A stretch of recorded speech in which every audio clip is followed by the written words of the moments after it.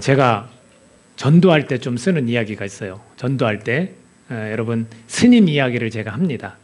왜냐하면 우리나라가 불교 과거에 불교 국가였기도 했고 많은 사람들이 거기에 대해서 아주 좋은 종교로 그렇게 여기고 있습니다. 그래서 스님이 개종한 이야기를 제가 드립니다. 그래서 해경 스님이란 분에 대한 이야기를 좀 나눕니다. 해경 스님이라는 분은 1938년생이세요.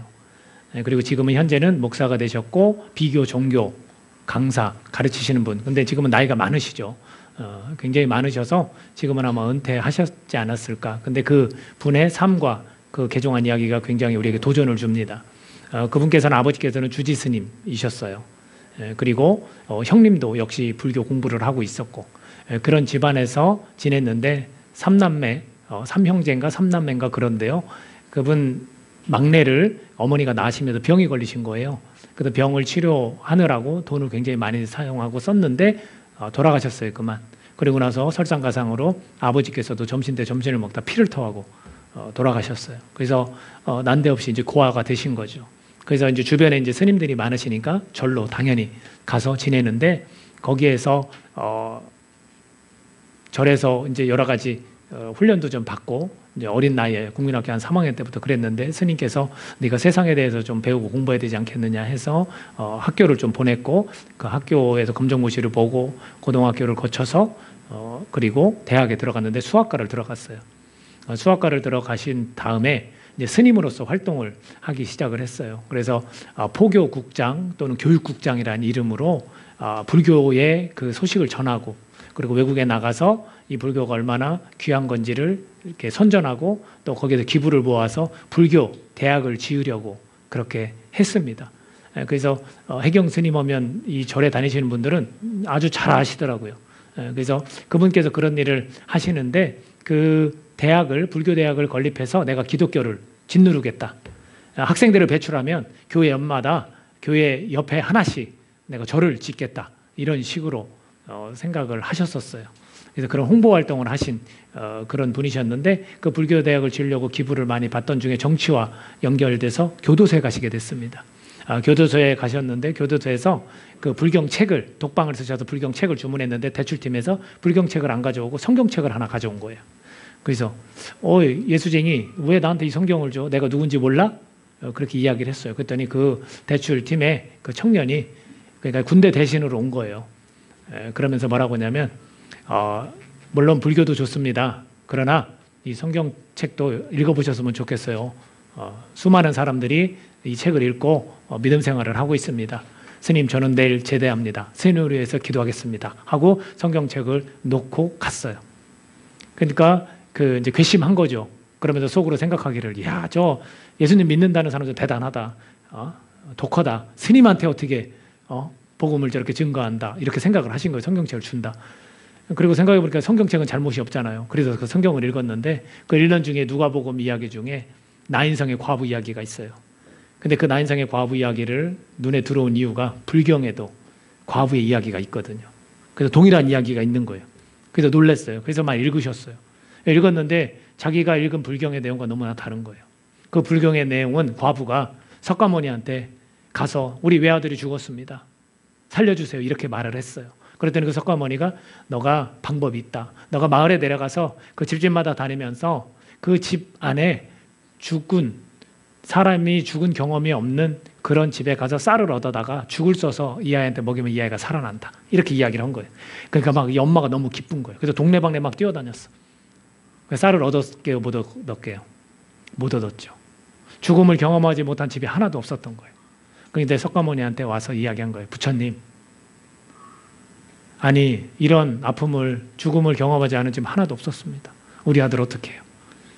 그러니까 이 석가모니가 이야기한 거죠. 그게 삶이다. 태어난 사람은 다 죽게 되어 있다. 그러니까 네가 마음을 돌리고 네가 스스로 위로를 받아라. 이렇게 이제 이야기를 한 거예요. 근데 나인성 과부에 대한 성경에 대한 이야기는 그게 아닌 거예요. 아들이 죽어가지고 장례를 딱 치르고 있는데 예수님이 그걸 딱 보시더니 불쌍히 여기셨다 그랬어요. 불쌍히 여기신 거예요. 그걸 찾아가서 이 청년한테 청년아 일어나라 이렇게 이야기를 한 거예요. 그랬더니 그 청년이 정말 살아났다라는 거죠. 그러니까 이 차이가 너무 나는 거예요. 불교와 자기가 알고 있는 이 불교와 성경의 내용이 너무 차이 나는 거예요. 가장 핵심적인 생명이 없는 거예요. 성경엔 생명이 있어서 그 생명을 살리시는데 거기에서는 그냥 깨달음이에요. 문제를 제기하고 그냥 깨닫는 게 불교의 전부라는 거예요. 그러니까 자기가 너무 놀란 거예요. 이제 막 갈등을 하기 시작을 합니다. 그러니까 자기가 내가 수련을 안 해서 이렇다. 내가 왜 이렇게 갈등하지? 내가 수련을 안 해서 그렇다. 그래서 교도소 있다 나와가지고 수련을 하려고 6일 정도를 푹 쉬시고 수련을 하려고 가던 중에 자기가 수학과를 나왔다고 그랬잖아요. 수학과를 나온 덕에 자기 오지에 있는 그 학교에서 수학을 좀 가르쳐 달라고 그래서 선생님을 했던 경험이 있어요. 근데 그 선생님을 할 때 그 교실에 분교이다 보니까 그 동네에 있는 교회에서 수련회를 하려고 하니까 좀 학교 좀 빌려주십시오 해서 빌려준 적이 있어요. 근데 그때 그 목사님이 뭐라고 했냐면 이 수학 스님 선생님을 보고 선생님은 예수님을 믿고 나중에 목사님이 될 것 같습니다. 이랬어요. 그러니까 그래서 제가 기도해 주겠습니다. 이러니까 깜짝 놀란 거예요. 이 스님이. 화가 나죠. 그러면서 뭐라고요? 목사님 저는요 뱃속에 있었을 때부터 이 부처님을 모셨던 사람이에요. 그렇게 이야기를 하는 거예요. 그리고서 뭐라고 하냐면 저도 목사님을 위해서 기도할게요. 목사님 머리 깎고 중이 되도록 제가 기도하겠습니다. 이렇게 화를 확 낸 거예요. 근데 그런 기억이 있거든요. 그때부터 이분은 이게 하나님의 역사였다 그렇게 표현을 해요.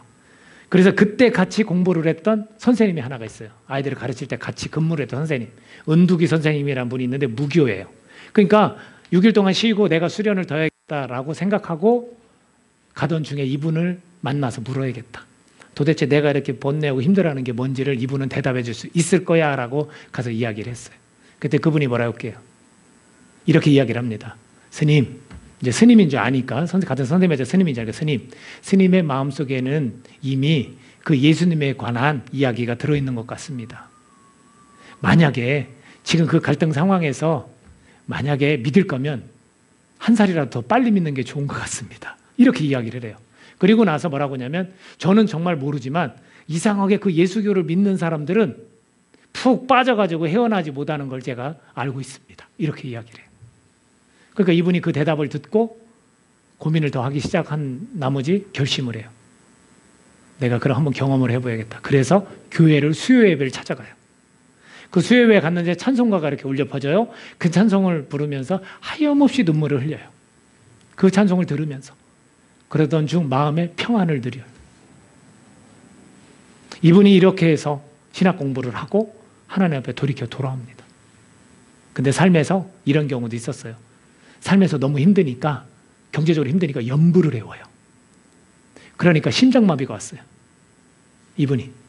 그래서 아차 싶어가지고 이분이 기도원에 가서 기도를 하는 중에 성령의 그 이렇게 뜨거운 체험을 해요. 그 뒤로 신학교에 가고 이제 안수를 받아서 그것을 전하면서 사시는 분이 되었다는 거예요. 여러분 오늘 얘기도 바로 이거와 아주 똑같아요. 아들이 죽었어요. 자식이 죽었다고요. 여러분 부모님 저는 어머니가 돌아가셨거든요. 되게 일찍 좀 돌아가신 편이에요. 그래도. 근데 이런 아픔도 있지만 더 아픈 거는 자식이 죽었을 때 부모가 죽으면 땅에 묻는다고 하지만 자식이 죽으면 어디에 묻는다고 그래요? 가슴에 묻는다고 그래요. 마음에 묻는 거예요. 근데 여기 오늘 이야기처럼 한 여인이 아들을 잃었어요. 그 마음이 얼마나 아프겠습니까? 근데 어떻게 해서 이 사연이 이루어졌냐면 이 과부가 엘리사라는 선지자한테 참 잘해줬어요. 왜냐하면 방을 하나 만들어주자라고 남편한테 제의했고 그 방에서 공부할 수 있게 성경을 볼 수 있게 기도할 수 있게 해줬어요. 그런 대접을 했습니다. 그랬을 때 엘리사는 너무 고마운 거죠. 고마워가지고 어떻게 하면 이 집안을 도울 수 있을까 하고 게하시라는 종에게 물었어요. 그리고 그 여인을 불렀죠. 무엇을 도와주면 좋겠느냐? 내가 왕한테 이야기해 줄게. 높은 지위에 있는 사람한테 이야기해 줄게. 라고 했더니 이 여인이 뭐라고 하냐면 괜찮습니다. 저는 지금 이 백성들과 함께 사는 것만으로도 너무 좋습니다. 이렇게 겸손하게 이야기를 해요. 그러니까 게하시한테 물어요. 게하시, 종아, 이 여인한테 이 집안에 필요한 게 뭐가 있을까? 물었더니 게하시가 뭐라고 하냐면 이 집안에는 남편이 너무 늙었습니다. 그래서 아이가 없습니다. 자녀가 없습니다. 이렇게 이야기를 해요. 그러니까 엘리사가 딱 그 이야기를 듣고 이 여인을 불러라. 그렇게 이야기를 합니다. 그래서 이 여인을 불러서, 이 수넴 여인을, 수넴에 사는 이 여인을 불러서 이야기를 합니다. 내년 이맘때에 너가 임신하여 아이를 낳을 것이다. 이렇게 이야기를 해요. 그러니까 이 여인이 뭐라고 하냐면, 에이, 무슨 그런 일이 있어요. 저희 남편도 다 늙었는데, 에이, 거짓말하지 마십시오. 저 괜찮습니다. 이렇게 이야기를 해요. 근데 1년이 지나고 정말로 임신이 됐고 아이를 출산을 합니다. 얼마나 기뻤을까요? 그죠? 아이가 없어서 너무나 기쁘지 않았겠습니까? 그러니까 이 아이가 조금 자라요. 1살, 2살, 3살, 4살 이렇게 자라고 난 뒤 아빠가 들에서 일을 하고 있는데 이 아이가 아빠 했는데 쫓아가요. 근데 아빠 했는데 가서 뭐라고 하냐면 아이고 머리야 하고 아프기 시작해요. 아빠들은 잘 아이가 아프면 잘 이렇게 돌보지 못하거든요. 그러니까 당황한 나머지 이렇게 이야기를 하는 거죠. 야, 종들아, 빨리 우리 이 아이를 엄마한테 데려다 줘. 그러니까 엄마한테 데려다 줬어요. 그러니까 엄마한테 데려다더니 엄마가 돌보겠죠. 근데 돌보는데 이 무릎에 머리를 이렇게 베고서 누워요. 근데 조금 있다가 이 아이가 죽습니다. 죽어요. 그러니까 이 아이를 누가 주셨어요?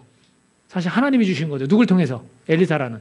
그러니까 엘리사 선지자를 찾아가려고 남편한테 여보, 나에게 말과 종을 하나 붙여줘요. 하고서 막 달려가요. 달려가서 오늘 이 장면이 나오는 거예요. 산에 이르러서라고 이야기를 그렇게 하고 있습니다. 누구 있는 산? 엘리사가 있는 산에 이르렀습니다.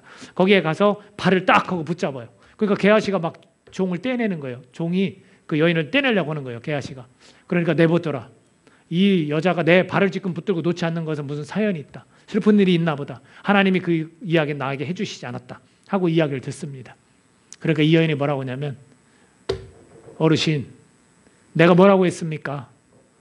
내가 아이를 줄 때 거짓말하지 마십시오라고 했습니다. 나는 원치 않는다고 했습니다. 근데 왜 그 아이를 주셔서 지금 이런 아픔을 겪게 하십니까? 이렇게 이야기를 해요. 그러니까 이 엘리사가 지팡이를 갖고 있던 거를 게하시라는 종에게 주고 빨리 가서 너는 가다가 인사도 하지 마. 누가 안부를 물어도 안부를 대답도 하지 마. 너는 빨리 가서 그 지팡이를 그 아이 얼굴에 대라. 이렇게 명령을 해요. 그러니까 그 종은 막 달려갑니다. 근데 이 여인은 갈까요? 안 갈까요? 안 갑니다. 당신이 가지 않으면, 하나님의 종인 엘리사, 당신이 가지 않으면 나도 안 가겠습니다 하고 막 졸라요. 그러니까 엘리사가 옷을 챙겨 입고 같이 여인과 갑니다. 누가 먼저 도착했어요? 게하시라는 종이 먼저 도착했죠. 근데 이 종이 가서 지팡이를 올려놔도 낫지 않습니다. 죽었습니다. 이렇게 이야기를 해요. 그랬더니 엘리사가 방문을 자기 방 위에 침대에 이 여인의 아들을 그 엘리사가 쓰던 방 위 침대에 딱 올려놨거든요. 근데 거기 들어갑니다. 그리고 문을 탁 하고 잠고 하나님 앞에 기도해요. 하나님, 이 아이 살려주십시오. 이 아이 살려주십시오. 저에게 배려를 베풀고 저를 그렇게 대우를 해준 그런 집안 아니겠습니까? 그리고 하나님 이 아이를 주시지 않았습니까? 근데 이 아이가 죽었습니다. 하나님, 능력의 하나님, 이 아이를 살려주십시오. 라고 기도를 해요. 그리고 나서 눈과 눈을 마주하고 코가 코를 마주하고 입이 입을 마주할 정도로 그 아이 위에 이렇게 눕습니다. 그리고 또 일어나서 좀 돌아다니다가 다시 한번 그 아이 위에 이렇게 눈과 코와 입을 맞대고 다시 눕습니다. 그 몸이 따뜻해지기 시작하는 거예요, 아이가. 여러분, 죽은 사람 위에 여러분의 이 체온을 가지고 이렇게 위에서 누르면 살아나요? 아니죠. 왜 살아났을까? 이건 전적으로 하나님의 능력이에요. 하나님께 기도하고 하나님이 그 가정을 돌보신 거죠. 그리고 이 종의 기도를 들으신 거죠. 그래서 살아나요. 그리고 아이가 재채기를 7번 하고 에취 이거를 7번 하고 딱 멀쩡하게 살아나요. 왜 하필 7번 할까요? 한 번만 해도 되고 2번만 해도 되는데 성경에서는 이 7이라는 숫자는 하나님의 숫자예요. 완전수예요. 또 하나 3이라는 숫자. 그래서 완전하게 이 아이가 살아났다는 것을 우리에게 보여주는 거예요. 재채기를 7번 함으로써 이 아이는 완전히 살아났다. 이렇게 보여주는 거예요. 이 여자 기뻤을까요? 안 기뻤을까요? 얼마나 기뻤을까요? 정말 기뻤을 겁니다. 여기서 우리가 깨달을 수 있는 게 뭐예요? 하나님의 능력이죠. 하나님의 능력. 제가 서두에 말씀드린 것처럼 누가복음에 누구 이야기가 또 있다고 그랬어요? 나인성 과부. 그 이야기를 다시 한번 하면 여기도 하나밖에 없는 아들인데 죽었어요. 장례를 치르고 있어요, 지금. 근데 그 성에 들어가셔서 예수님 보시니까 과부고 얼마나 불쌍해요. 긍휼한 마음이 드시는 거예요. 불쌍히 여기서 내가 이 아이가 죽지 않았다. 이 아이를 내가 살려주겠다. 이렇게 말씀을 하시는 거예요. 그리고서 청년아 일어나라. 이렇게 이야기를 하니까 그 장례를 치르고 있는 중에 그 청년이 벌떡 일어납니다. 이 엄마가 얼마나 기뻤을까요? 그렇죠? 근데 이뿐이 아니에요. 성경에 또 이야기가 있어요. 왜 자꾸 이런 얘기를 들려주시는지 모르겠어요. 죽은 자도 살아나는 하나님의 능력을 오늘 우리에게 말씀해 주고 있는 거 아닌가 싶습니다. 엘리사의 스승을 혹시 아는 분이 있어요? 엘리야. 그렇죠. 엘리야입니다. 엘리야, 그 다음 엘리사. 근데 엘리사가 지금 과부가 아니라 그 수넴 여인의 남편들이 그 수넴 여인 아이를 살린 거. 근데 이 엘리야도 똑같은 일을 했어요. 여기는 과부예요. 또 과부. 그래서 사르밧 과부라는 과부의 아이를 살립니다. 들어보세요. 이 스승은 어떤 일이 있었냐면 이 스승은 지금 가뭄이 들었어요. 주변이 지금 우리 상황이 가뭄이 들었어요. 먹고 살기 힘들어요. 근데 한 여인이 나뭇가지를 주어요. 그 나뭇가지를 주어서 자기 아들과 마지막으로 떡을 만들어 먹고 죽으려고 했어요. 근데 하나님이 이 엘리야를 그 가정에 보내요. 그리고 거기에서 이것을 얻어먹으라는 거예요. 힘든 과정인데도 불구하고 엘리야사가 찾아가서 합니다. 이걸 주어라. 네가 만들어 먹으려는 그 떡, 네가 불을 떼서 떡을 만들어서 먹고 자녀하고 죽으려고 했던 그 떡 나한테 줘라. 그래요. 그러면은 주고 싶은 마음이 있겠어요? 먹기를 좋아하는 먹셈 주고 싶겠어요? 안 주고 싶지. 근데 이 여인은 주었어요. 줬는데 어떤 일이 생긴지 아십니까? 그 여인에게 갖고 있던 가루, 기름 한 방울, 이 가루와 기름이 가뭄이 끝날 때까지, 가뭄 때문에 더 먹고 살기 힘든 거예요. 비가 오면 이제 농사가 잘 되니까 먹고 살 수 있는데 그 가뭄이 끝날 때까지 비지 않을 것이다 해서 정말로 비지 않고 끝까지 비가 올 때까지 먹고 살았어요. 굉장하지 않습니까? 그게 순종한 거죠. 어떻게 보면 종의 엘리야의 말에 이 과부는 순종했어요. 내가 먹고 죽으려고 했었는데 이 하나님의 종이라는 사람이 말하니까 그래 당신 드십시오 하고 줬더니 내 가루와 내 기름병이 없어지지 않고 더 계속해서 먹을 수 있게 된 거죠. 근데 이 친절을 베풀고 순종을 했던 이 여인도 아들이 죽습니다. 죽어요. 그러니까 누구를 탓하겠습니까? 이 과부가 누구를 탓하겠어요? 엘리야를 탓합니다. 내가 당신한테 이렇게 했는데 왜 이런 일이 생깁니까? 내가 하나님의 사람한테 종한테 내가 이렇게 베풀었는데 왜 이런 일이 생깁니까? 그러니까 엘리야는 또 이제 누구한테 기도하냐면 하나님께 기도합니다. 하나님 곤란한데요. 왜 이러십니까? 이렇게 친절을 베풀고 자기가 먹을 걸 나한테 줘서 나를 살아나게 한 이 여인 아닙니까? 하나님이 명령해서 시켜서 다 그렇게 그대로 한 거 아닙니까? 근데 왜 이런 불행한 일이 생겼습니까? 하고 하나님께 따지듯이 물어요. 하나님 살려주십시오. 그래서 엘리야도 이 아이와 단둘이 방의 문을 잡고 단둘이 이 아이의 위에서 누릅니다. 그리고 몇 번을 그렇게 합니다. 그래서 이 아이가 살아납니다. 그리고 이 과부한테 와서 자, 아이가 살아났다 말했습니다. 그랬더니 이 과부가 뭐라고 하는지 아십니까? 내가 이젠이란 말을 써요. 이제는 당신이 하나님의 사람인 줄로 정말로 알았습니다.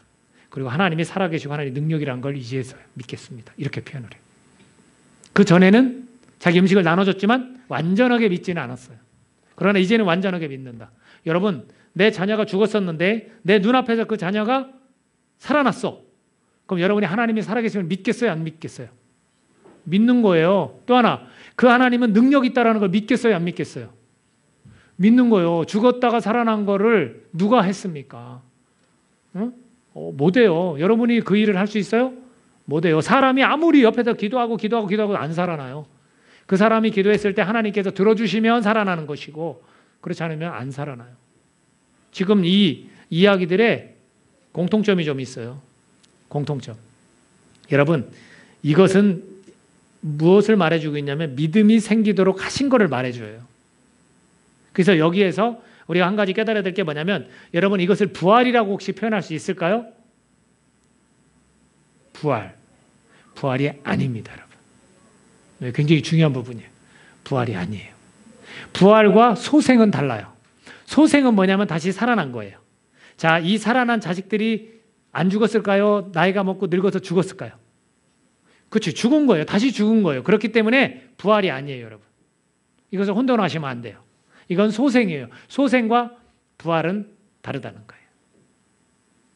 사람이 부활한 적은 없어요. 성경에서 이런 이야기들이 놀라운 믿어지지 않을 이런 이야기들이 있지만 이것은 부활이 아니에요. 소생이에요. 단지 죽었다가 살아난 거예요. 자, 이것을 가지고 이 밖에 더 그 살아난 생명에 관한 이야기가 있어요. 회장당 야이로의 딸도 그랬어요. 죽었다가 살아났고요. 그리고 다비다라는, 도로가라고 부르는 다비다라는 여인도 사도행전에 보면 살아났어요. 이건 베드로가 했어요. 베드로가. 그리고 유두고라고 하나님의 말씀을 듣다가 너무 오래 전한 나머지 졸다가 다락에서 밑으로 2층에서 떨어져서 죽은 유두고라는 청년을 바울이 살렸어요. 이런 이야기들이 7가지가 있어요. 성경에. 그런데 이것은 부활이 아니에요. 다 소생이에요. 나사로도 살아났다가 죽은 나사로 있죠? 마리아와 마르다의 오라버니 살아났지만 다시 늙어서 죽는 거예요. 지금 여기 새로 소생한 사람들은 다시 죽기 때문에 소생이라는 거고, 부활은 죽지 않는 거예요. 자, 이거에 대해서 오늘 우리가 좀 생각을 해봤으면 좋겠습니다. 우리도 죽지만, 우리가 이제 나이를 먹든 또 불의의 사고로 우리 죽을 수도 있어요. 그러나 우리는 다시 살아난다라는 겁니다. 다시 살아난다는 거. 그래서 우리가 잘 알고 있는 죽은 나사로도 마찬가지로 살아났지만, 이제 거기에는 또 중요한 진리가 하나 숨어 있어요. 뭐냐면 살아났을 때 뭐라고 하냐면 배로 이렇게 동동 감았어요. 우리 미라 알죠? 미라처럼 생각을 해봐요. 상상을. 동동 배로 감은 것을 시체가 썩은 냄새 난다고 무덤에서 누이들이 그랬는데, 일어나라 나사로 일어나라 라고 했을 때 그가 일어났어요. 배를 동인 채로 일어났다고 그랬어요. 그러니까 예수님이 뭐라고 하냐면 풀어 놓아다니게 하라 라는 거예요. 이렇게 배에 동인 거를 풀어 놓아다니게 하라, 이렇게 말씀을 하셨습니다. 이것이 조금 중요한 진리를 좀 담고 있습니다. 그것은 잠시 뒤에 또 나누도록 그렇게 하겠습니다. 여기에서 우리가 이야기 나눈 이 자식들이 살아난 이 부분은 믿음이 생기도록 하나님께서 소생시킨 그런 부분입니다. 그러나 부활은 누가 그런 경험들을 했느냐 하면은 바로 예수님께서 그 일들을 하셨다는 거예요. 누가 그 일을 이루셨습니까? 하나님께서 죽은 자 가운데서 3일 만에 다시 살아나게 하셔서 그 무덤에 계시지 않고 빈 무덤이 되게 하셨다는 거. 그리고서 목격자들이 있었어요. 12제자에게도 나타나시고 500여 형제들에게도 나타나시고 그리고 사도 바울에게도 나타나셨다, 이런 표현을 씁니다. 이렇게 하나님께서 그 부활을 예수 그리스도를 통해서 이루셨다라는 거죠. 이 이야기를 요한계시록 1장 17, 18절에서 전해주고 있습니다. 잘 들어보십시오. 두려워하지 말라. 지금 요한이라는 사랑하는 제자, 이 요한이 반모섬에 갇혀 있습니다. 거기서 환상을 본 거예요. 요한계시록은. 거기에서 이렇게 말씀하십니다. 두려워하지 말라. 나는 처음이요 마지막이니 곧 살아있는 자라. 이렇게 표현하세요. 예수님이 딱 나타나셔서 곧 살아있는 자라. 내가 전에 죽었었노라. 이렇게 말씀하세요. 내가 전에 죽어서 어디서 죽으셨습니까? 십자가에 죽으셨잖아요, 분명히. 그리고 무덤까지 가셨으니까 내가 전에 죽었었노라. 볼지어다 이제 세세토록 살아있어 사망과 음부의 열쇠를 가졌노니 라고 말씀하세요. 예수님께서 십자가에 분명히 내가 죽었었노라 말씀하시면서 요한도 알잖아요. 그죠? 십자가에서 자기 스승이 죽은 거 알잖아요. 그렇게 죽었지만 이제 세세토록 살아있어 라고 표현합니다. 죽었지만 다시 부활하면 죽습니까? 안 죽습니까? 안 죽는 거예요. 세세토록 살아있다라는 거예요. 이거 우리 아린이 있어서 이야기해 볼까요? 이것을 성경에서 뭐라고 표현하요? 예수님이 영원히 세세토록 살아있다는 것을 forevermore. 맞죠? forevermore. 이것을 뭐라고 표현할 수 있냐면 영원히라는 거예요. 그렇죠? 그러니까 지금 이 순간 이후로 영원히라는 뜻이에요. 그렇죠? 그렇게 살아있다라는 거예요. 이게 부활이에요. 이게 부활. 그렇다면 오늘 예수님을 믿는 우리는 어떻게 되는 거예요? 우리도 늙어서 죽기도 하고 또 혹시 불의의 사고로 우리도 다치고 병에 걸려 죽기도 해요. 암에 걸리기도 하고 요즘 흔하게 막 그러니까 죽어요. 여러분 죽어요, 안 죽어요? 죽어요. 우리 죽음을 맞이합니다. 그러나 우리는 죽지만 어떻게 다시 살아난다라는 거예요. 이게 부활이에요. 그럼 부활은 뭐라고 얘기했어요? 소생과는 다르다고 그랬죠? 소생은 다시 살아나지만 다시 죽는 거예요. 우리는 죽지만 어떻게 돼요? 영원히 죽지 않는 거예요. 이게 비밀이 어디에 있어요? 예수님에게 있다라는 거예요. 예수님이 그렇게 하셨기 때문에 그분을 우리가 믿으면 우리도 부활한다라는 거예요. 이게 핵심이에요, 여러분. 우리 기독교의 핵심이에요. 여기에서 그 해경스님이 무너진 거예요. 이 생명이 결국 성경을 읽다가 팩트구나. 불교는 소설인데 자기가 그렇게 표현을 해요. 이거는 픽션이 아니라 논픽션이구나 이렇게 표현을 해요. 여러분 우리가 이 예수님 역사적인 이 사실을 우리가 믿는 거예요. 그러니까 예수님이 실제로 죽었고 정말 무덤에 계시지 않고 다시 살아나셨다. 부활하셨다. 이 부활은 영원히 죽지 않는 거다.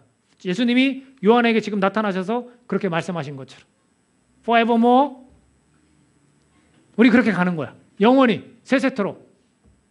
이게 부활이라는 거예요. 이게.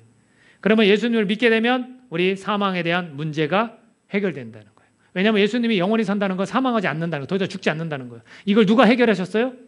예수님께서 해결하셨어요. 우리가 그거 해결할 수 있어요? 없어요? 없으니까 하나님께서 인간을 사랑한 나머지 그것을 보내주신 거예요. 그 예수님을. 그래서 그것을 이루신 거예요. 인간이 죽을 수밖에 없지만 소생은 해도 다시 죽지만 부활이라는 것을 이루어서 영원히 살도록 내가 예수 그리스도를 보내겠다. 하나님의 아들 그리고 그분이 직접 인간의 몸을 입고 하나님이 인간의 몸을 입고 이 땅에 오신 거예요. 우리가 그분을 믿어야 되는 거예요. 오늘 말씀이 저는 그렇게 하나님께서 연결시켜 주셨어요. 엘리사와 또 엘리야와 이 죽은 자의 여인들의 자식들을 살리는 그 기적과 같은 일들 하나님은 너무 쉽게 사실은 그 능력을 발휘하시는 분이에요. 우리 보고 믿음이 가지라는 거예요. 하나님은 능력이다. 살아계시다. 그 능력의 하나님이 예수 그리스도를 이 땅에 보내셨다라는 걸 믿어야 돼요. 우리가. 그냥 구약은 그걸 가르쳐 주는 거예요. 그 하나님 우리가 믿도록 하고 그 하나님이 정말 이 일도 하셨구나라는 걸 믿도록 자꾸 만드는 거예요. 우리 마음을 자꾸 하나님이 자극시키시는 거예요. 그리고 그 예수님을 믿으면 사망에 대한 문제가 해결돼서 우리가 영원한 생명을 얻을 수 있게 된다라는 거예요. 또 하나가 있습니다. 이것을 여러분 세 가지 관점으로 말씀을 드릴게요. 부활을 세 가지 관점으로 설명을 하셨는데 이거 너무 좋더라고요.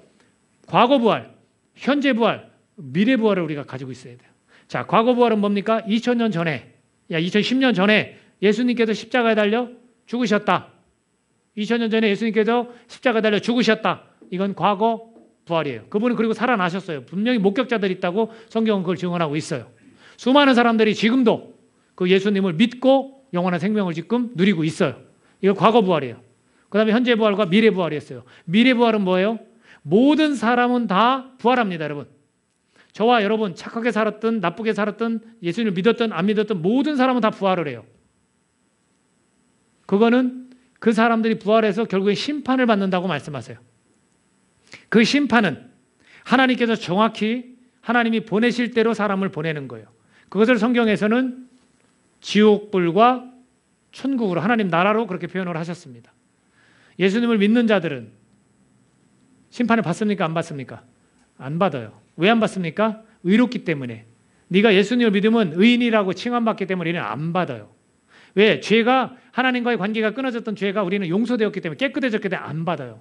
그러나 아직도 하나님과의 관계가 끊어진 그 죄를 용서받지 못한 사람들이 있어요. 아무리 착하게 살아도 그 사람들은 심판을 받습니다.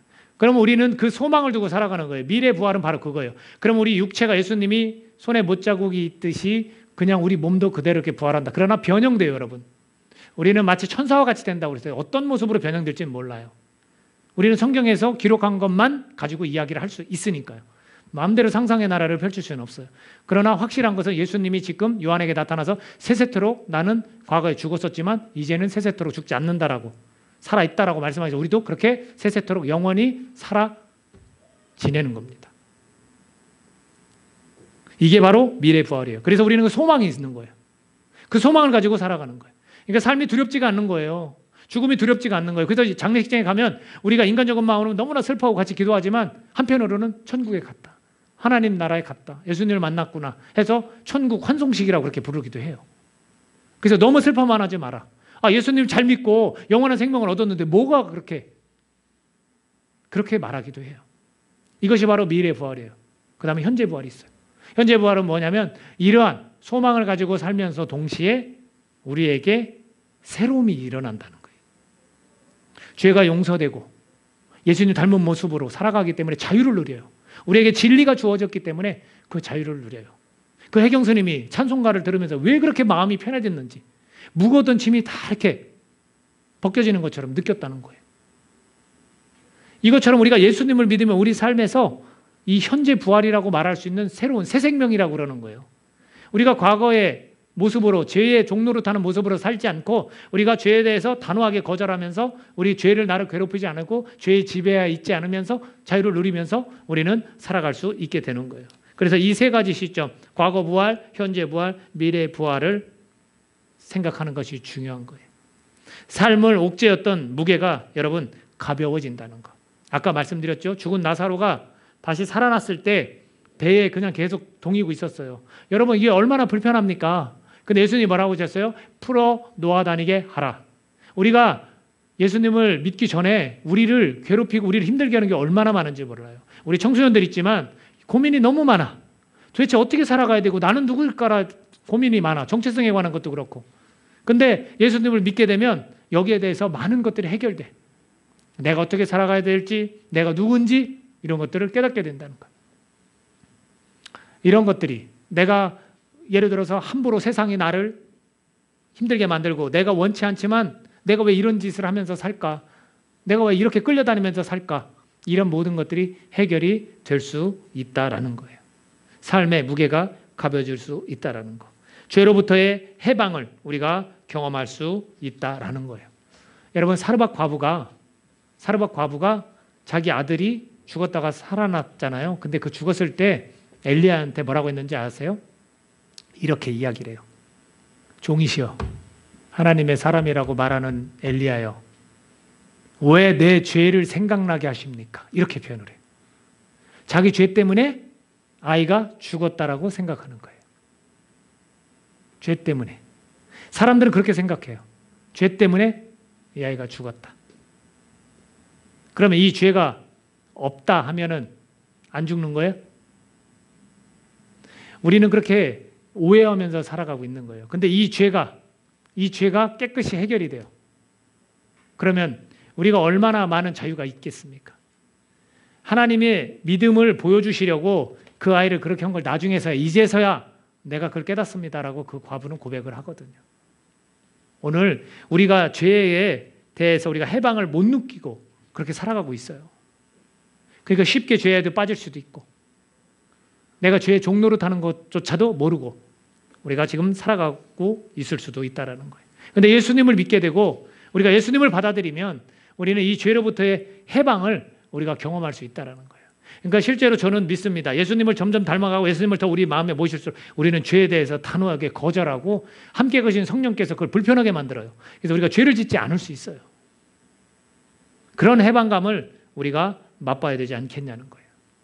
여러분, 삶이 살아나는 은혜가 뱅이 배로 동인 것을 풀어주신 것처럼 우리 가운데 그런 은혜가 있어진다는 거. 예수 그리스도 때문에 그분을 믿고 그분을 따르면 우리 가운데 그런 삶이 살아나는 은혜가 있다라는 거. 여러분 이것을 믿으시기 바랍니다. 예수님을 믿으셔야만 돼요. 그리고 우리의 부활의 소망으로 우리 삶 가운데 힘들고 어려운 것들을 잘 견디고 이겨내는 거. 잠깐이에요. 이 고통스럽고 힘든 삶의 그런 일들은 잠깐이라고요. 우리 가운데 그런 소망이 있기 때문에, 부활의 소망이 있기 때문에 우리가 예수님과 같이 영원히 살아간다는 그런 믿음이 있기 때문에 이 땅 가서 힘들고 어려운 일들은 사실 우리가 견디고 인내할 수 있는 겁니다. 여러분 육체의 부활을 기대하면서 우리가 담대하게 살아가는 그런 사람들이라는 거.